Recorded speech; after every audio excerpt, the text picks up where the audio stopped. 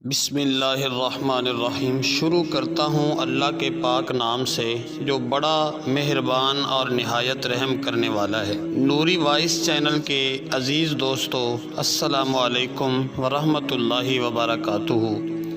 آج کا واقعہ بڑا ہی عبرتناک ہے، خاص طور پہ ہمارے معاشرے کی جو عورتیں ہیں ان کے لیے اور ہمارے مردوں کے لیے بھی یہ بڑا ہی عبرتناک واقعہ ہے۔ آپ نے ویڈیو کو سکپ نہیں کرنا ہے، ویڈیو کو پورا دیکھنا ہے، اینڈ تک ویڈیو دیکھیں، آپ کو انشاءاللہ بہت ہی اس واقعے سے درس ملنے والا ہے۔ تو ناظرین، آج کا یہ واقعہ ہے حضرت حوا علیہ السلام کا۔ اللہ تعالیٰ نے جنت کو پیدا کیا تو حضرت آدم علیہ السلام کو جنت میں ٹھہرایا۔ آپ جنت میں اکیلے تھے۔ ایک دفعہ اللہ تعالیٰ نے حضرت آدم علیہ السلام پر نیند غالب کر دی اور وہ سو گئے۔ اللہ تعالیٰ نے پھر آپ کی دائیں پسلی میں سے ایک پسلی نکال کر اس سے حوا کو پیدا فرمایا اور حضرت آدم علیہ السلام کی نکالی ہوئی پسلی کی جگہ کو گوشت سے بھر دیا۔ حضرت آدم علیہ السلام جاگے تو اپنے سر کے پاس حضرت حوا کو بیٹھے پایا۔ آپ نے پوچھا، تم کون ہو؟ عرض کیا، میں عورت ہوں۔ فرمایا، تو کیوں پیدا کی گئی ہے؟ عرض کیا، اس لیے کہ آپ مجھ سے سکون پائیں اور میں آپ سے سکون پاؤں۔ فرشتوں نے پوچھا، اے آدم، اس کا نام کیا ہے؟ فرمایا، حوا۔ فرشتوں نے پوچھا، یہ نام کیوں ہے؟ فرمایا، اس لیے کہ یہ حی یعنی زندہ سے پیدا کی گئی ہے۔ سبق: عورت کو اللہ تعالیٰ نے مرد کے سکون کے لیے پیدا فرمایا ہے اور مرد کو عورت کے سکون کے لیے اللہ نے پیدا فرمایا ہے۔ اللہ تعالیٰ قرآن پاک میں فرماتا ہے، وَمِنْ آیَاتِهِ أَنْ خَلَقَ لَكُم مِّنْ أَنفُسِكُمْ أَزْوَاجًا لِتَسْكُنُوا إِلَيْهَا، اور اس کی نشانیوں سے ہے کہ تمہارے لیے تمہاری ہی جنس سے جوڑے بنائے کہ ان سے آرام پاؤ۔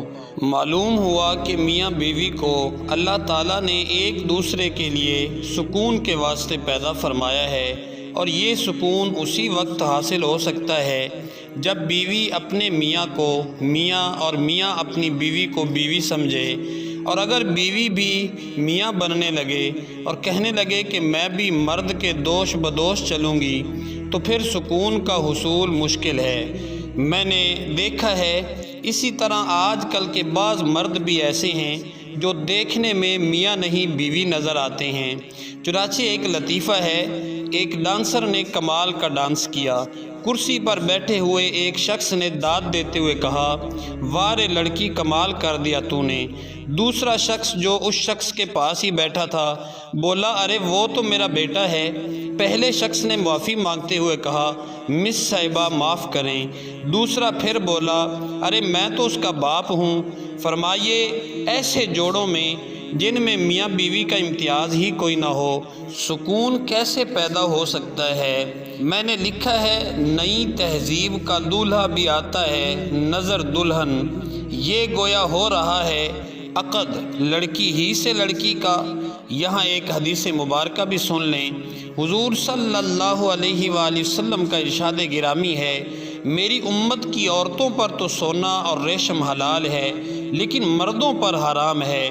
معلوم ہوا کہ سونے کا زیور، انگوٹھی وغیرہ عورتیں پہنتی ہیں، مرد نہیں۔ لیکن آج کل شادیوں میں لڑکی والے دولہا میاں کے لیے سونے کی انگوٹھی تیار کر کے دولہا میاں کو پہناتے ہیں اور دولہا خوش ہو جاتا ہے، حالانکہ دلہن والے دولہا کو سونے کی انگوٹھی پہنا کر میرے شعر کے اس مصرعے کی تائید کرتے ہیں کہ یہ گویا ہو رہا ہے عقد لڑکی ہی سے لڑکی کا۔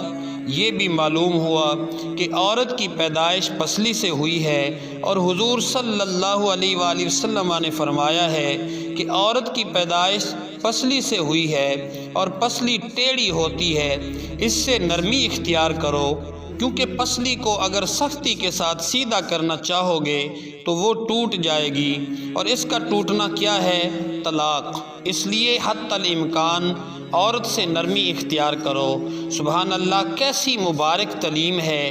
اگر اسی ایک حدیث پر عمل ہو جائے تو یہ آئے دن کے طلاق کے جھگڑے ختم ہو جائیں گے۔